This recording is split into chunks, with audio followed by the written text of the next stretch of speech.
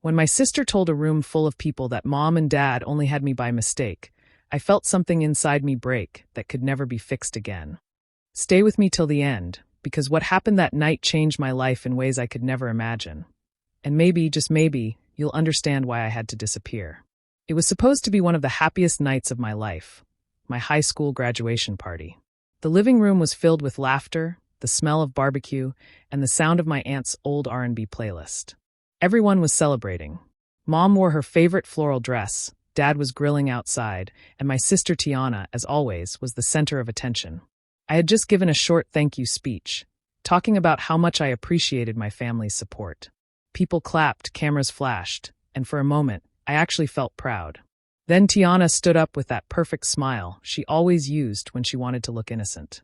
She raised her glass and said, "Well, let's toast to my little sister, the family surprise. Mom and Dad only had her by mistake, but hey, I guess she turned out fine."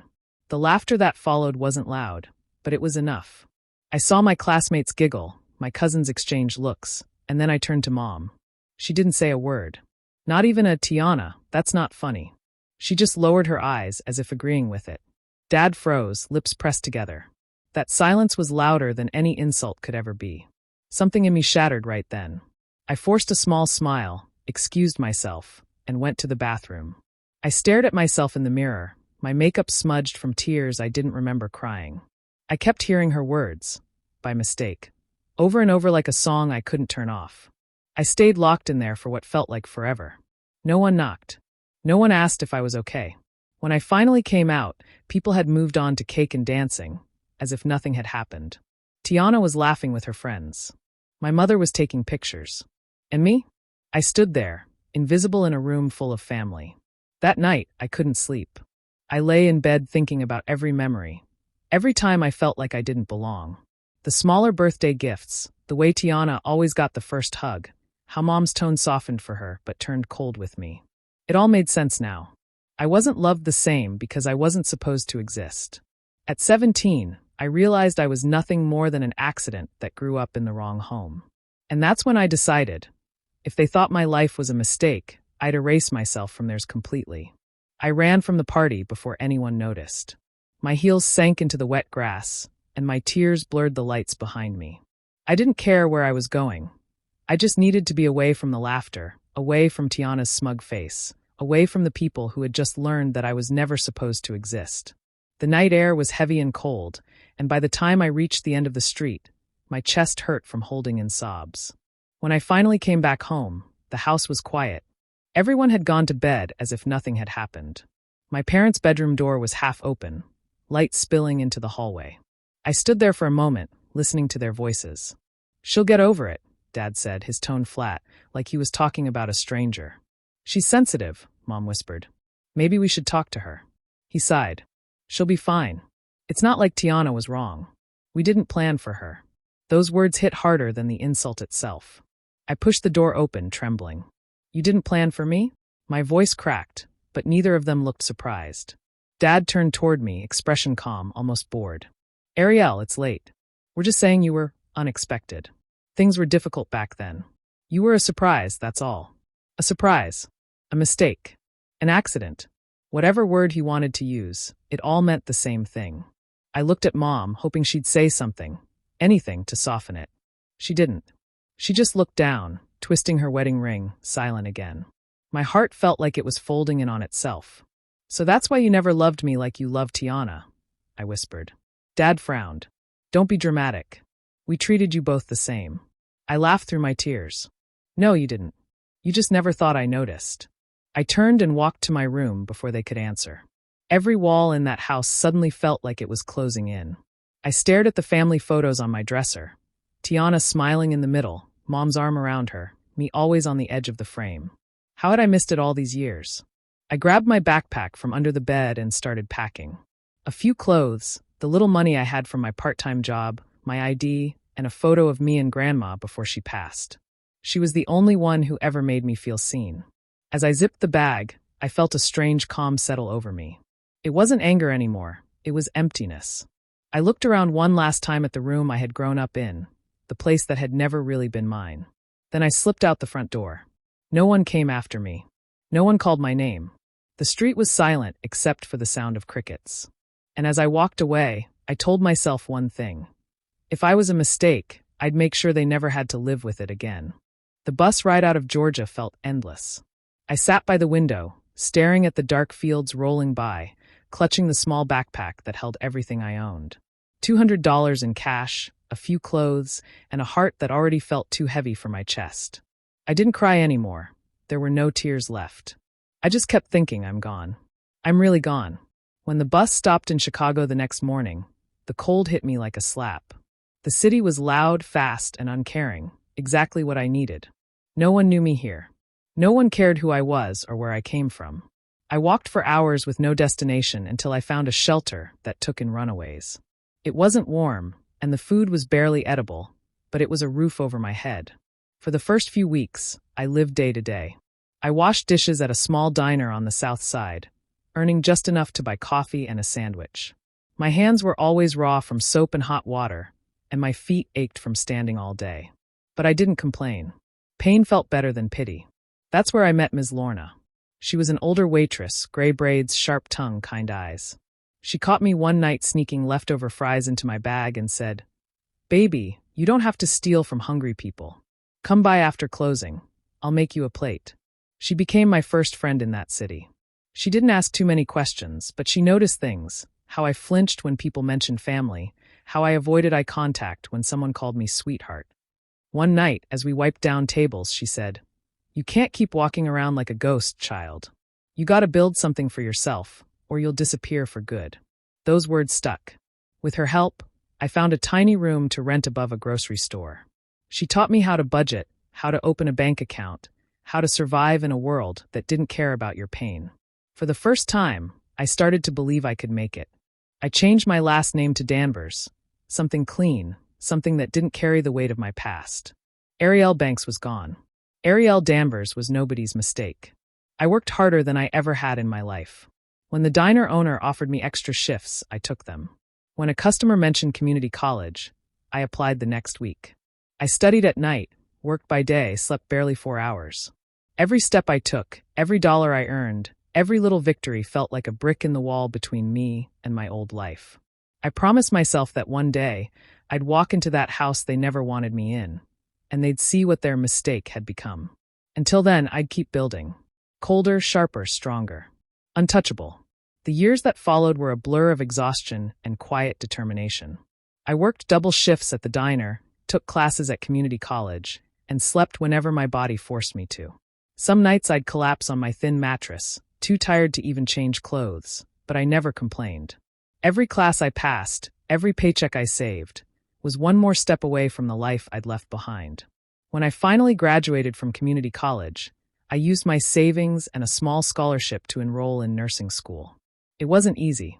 I was surrounded by people who had supportive families, study groups, safety nets.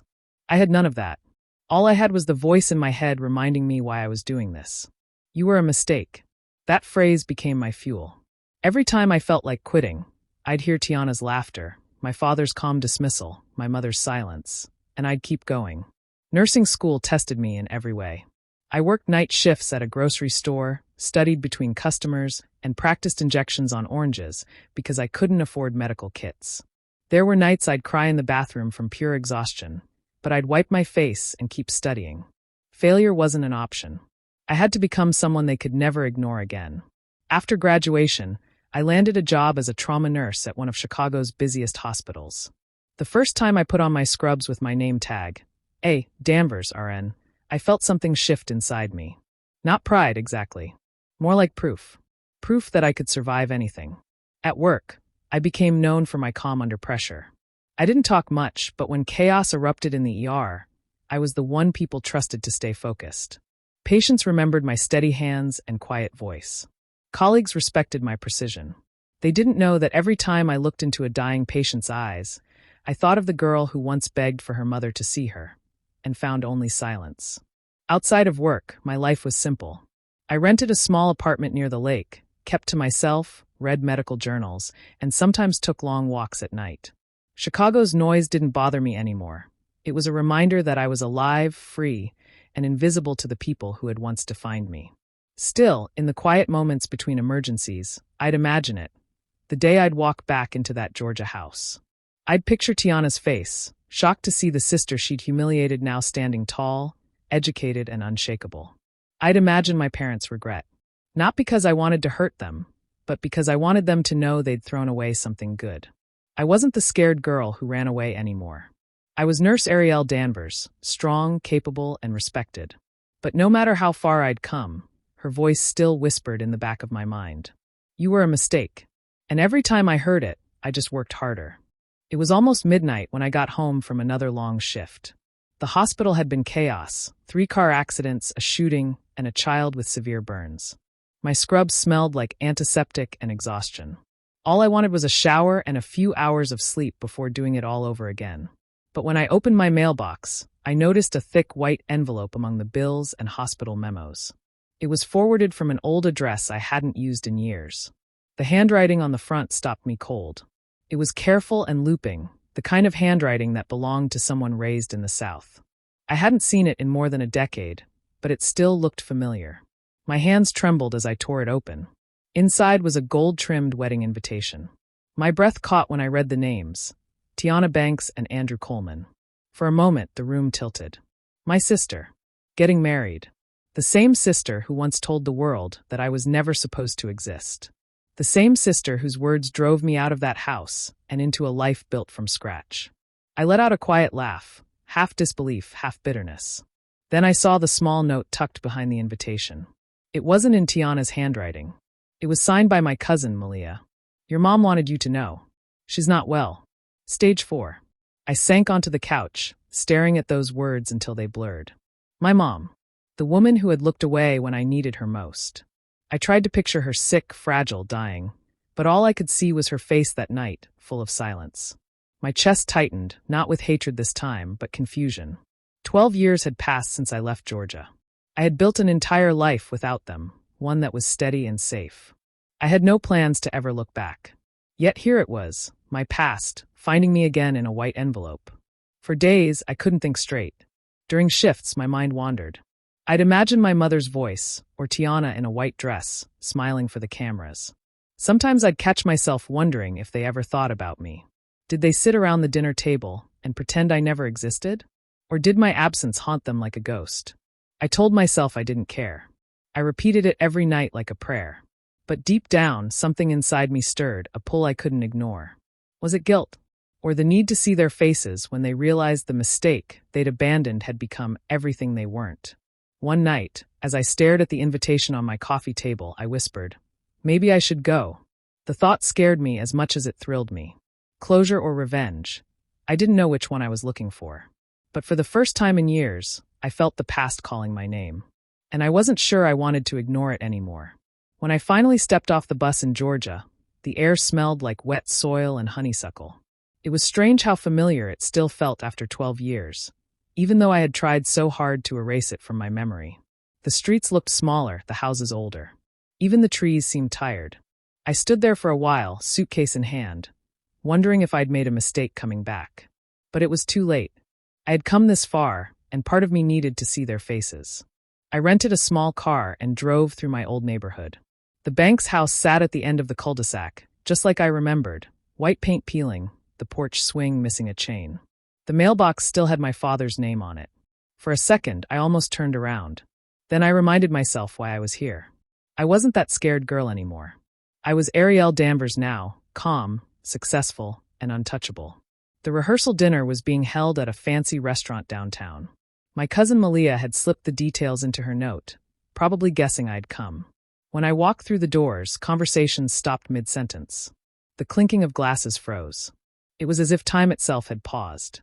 Tiana was standing near the head table, radiant in a gold dress, surrounded by people laughing and taking pictures. When she saw me, her smile vanished. The color drained from her face so fast that she almost dropped her wine glass. My father turned to look, and I'll never forget the expression on his face, disbelief, fear, and something close to guilt. My mother, sitting beside him, covered her mouth and started to cry. I didn't rush to explain or apologize. I just smiled, the kind of calm, practiced smile you wear when you know you hold all the power in the room. I heard there's a wedding, I said softly. Thought I'd stop by to see the happy couple. A few people shifted uncomfortably. Malia gave me a small nod from across the room. My mother tried to stand, reaching toward me, but I stayed where I was. The silence around us was thick. Tiana recovered quickly, or at least tried to. She plastered on a smile that didn't reach her eyes. "Well, this is unexpected," she said, forcing a laugh. "I didn't think you'd even be in town." "I almost wasn't," I replied, my voice even. "But family is family, right?" Her laugh faltered. My calmness seemed to rattle her. For once, she didn't know how to play the scene. I took a seat near the back, letting everyone else whisper and stare. I didn't need to say more. My presence alone was enough. For 12 years, I had been their shameful secret, their mistake. Now, I was back, not as the forgotten daughter, but as the storm they never saw coming. The next evening, I found myself sitting at my parents' dining table, the same one I used to eat at as a child. The chairs hadn't changed, the wallpaper was still faded at the corners, and the air smelled faintly of the same pot roast my mother used to make. Everything looked the same, yet nothing felt familiar. My father sat at the head of the table, clearing his throat every few minutes. My mother kept wringing her hands in her lap, eyes red from crying. "We're really glad you came," my father began, his voice steady but distant. "It's been a long time." 12 years, I said quietly. He looked startled that I had counted. My mother reached for my hand, but I didn't move. "We just wanted to talk, baby," she said softly. No tension, no anger. We all made mistakes back then. I looked at her, trying to find the woman who once turned her face away when I was humiliated in front of everyone. "What kind of mistakes?" I asked. She sighed. "We were young, overwhelmed. Things were hard for us after you were born. But we loved you, Ariel. We always did, in our own way." Their words felt rehearsed, like a speech they'd practiced before I arrived. My father nodded, chiming in. "We didn't always handle things the right way, but we tried. You have to understand, it wasn't easy." I could almost laugh. They wanted understanding now, after a lifetime of silence. I didn't respond, just took a sip of water and waited. The quiet stretched until my sister's voice cut through it. "I'm sorry too," Tiana said from across the table. She had shown up halfway through dinner, acting as though nothing had happened the night before. "I was just a kid, you know? I didn't mean to hurt you." I looked at her, calm and steady. "You were 17, I said. "Old enough to know what cruelty sounds like." She frowned. "I just thought it was a joke. You always took things too seriously." My father shifted in his chair. "Let's not dig up old wounds," he said quickly. "We're trying to move forward." That's when I put my fork down and looked each of them in the eye. "If I was never meant to be born," I asked quietly, "what exactly am I supposed to forgive you for, existing or believing you?" The room went still. No one moved. No one spoke. My mother's eyes filled with tears again, but I didn't look away. The silence that followed was heavier than any argument could have been. In that moment, I saw it clearly. They didn't want forgiveness because they loved me. They wanted it so they could stop feeling guilty. They wanted to sleep at night knowing their mistake had somehow turned out fine. I stood, leaving my half-eaten meal untouched. "You can keep your peace," I said softly. "I found mine a long time ago." Then I walked out, letting their silence follow me into the night. The church was dressed in white lilies and gold ribbons, sunlight pouring through tall glass windows that made everything look softer than it really was. The moment I stepped through the doors, heads turned. Whispers spread like ripples across water. "Is that her?" I heard one woman murmur. "The sister who disappeared?" I kept walking, my heels clicking against the polished floor, every step measured, calm. My silver dress caught the light, and for a fleeting second, I felt all eyes on me. Not out of pity this time, but curiosity, unease. Even my father's smile faltered when he saw me. My mother froze mid-laugh. Tiana, standing near the altar in her perfect gown, looked like she'd seen a ghost. I simply smiled, nodding toward her as though I'd come to bless her big day. The ceremony went on, though I could feel every glance burning against my back. I sat in silence, hands folded neatly in my lap, heart beating steady. This wasn't about revenge. It was about closure. When it was time for the reception, the laughter returned, forced, uneasy. I stood near the edge of the room, watching as Tiana basked in her moment, her new husband's hand tight around hers. Then came the speeches. My father spoke first, rambling about family, growth, and second chances. My mother followed, thanking everyone for celebrating love. And then Tiana took the mic. Her voice was sweet and smooth as honey. "I just want to thank my parents, she said, glancing lovingly at them. For raising me right. For showing me what real love and family mean. A few people clapped.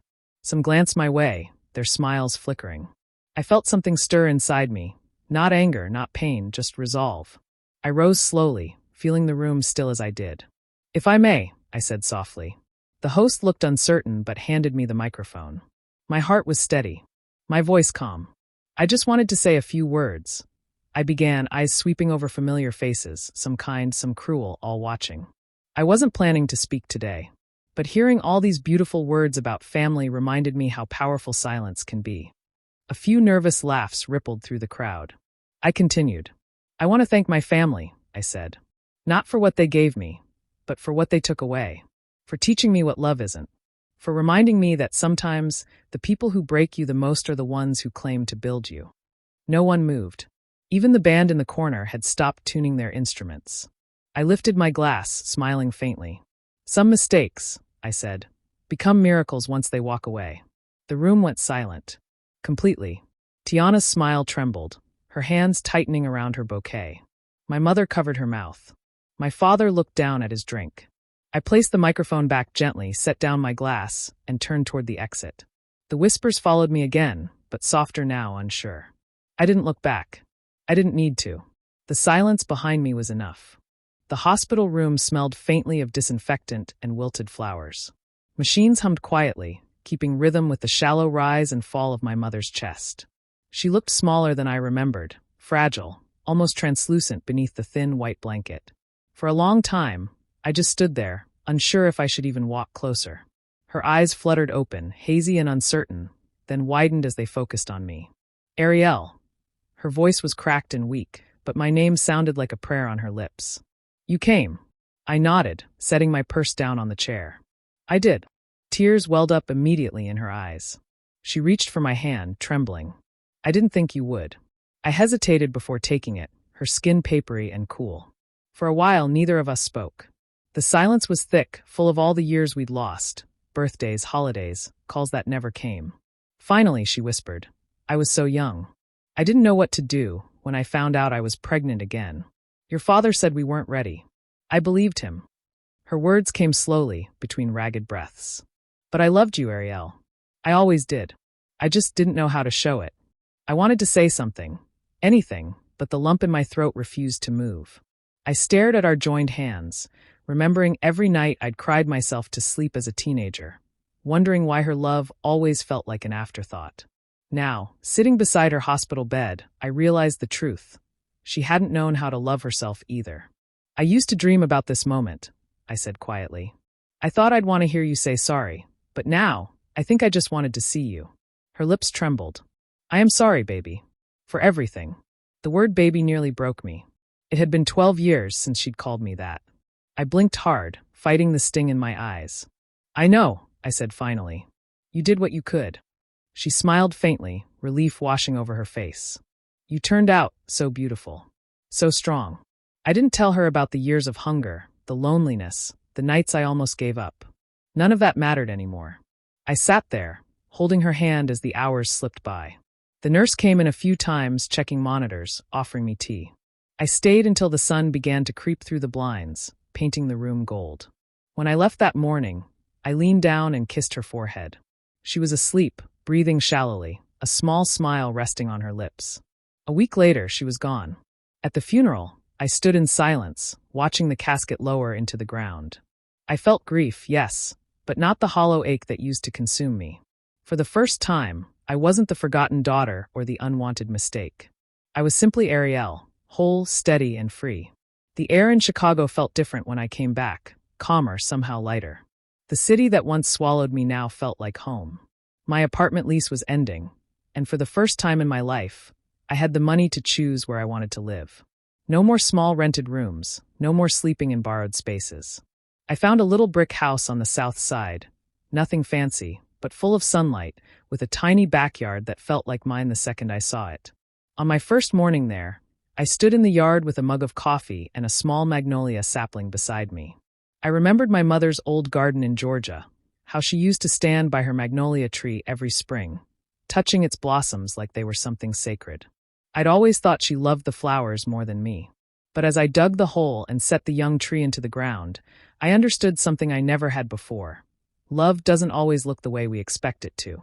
Sometimes it's messy, sometimes it's broken, and sometimes it blooms years after the person who planted it is gone.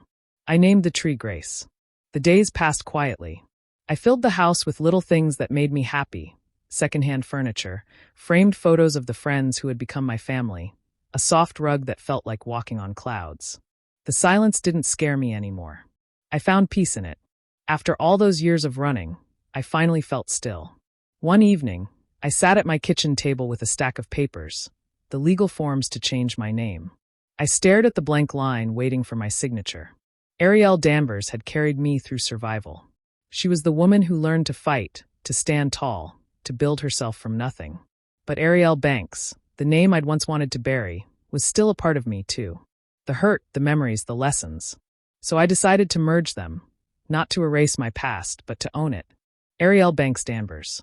I whispered it out loud, and it felt right. It felt like coming home to myself. Weeks later, when the magnolia tree began to bloom, I sat beneath it, notebook in hand, writing letters I'd never send. One for my father, one for Tiana, one for my mother. Each ended the same way. I forgive you, not because you asked, but because I deserve peace. As the sun dipped low, painting the sky in soft pink, I looked at the little house I had built, the life I had shaped from the ashes of rejection. I thought about all the words that had once defined me: unwanted, mistake, accident. And I smiled. They said I was a mistake, I whispered to the wind. Maybe I was. But I turned that mistake into a life worth remembering. Do you think Ariel made the right choice by walking away and building her own life? Or should she have tried to forgive them sooner? Share your thoughts in the comments. I'd really love to hear what you think. And if stories like this move you, don't forget to like, subscribe, and hit the notification bell so you never miss another one.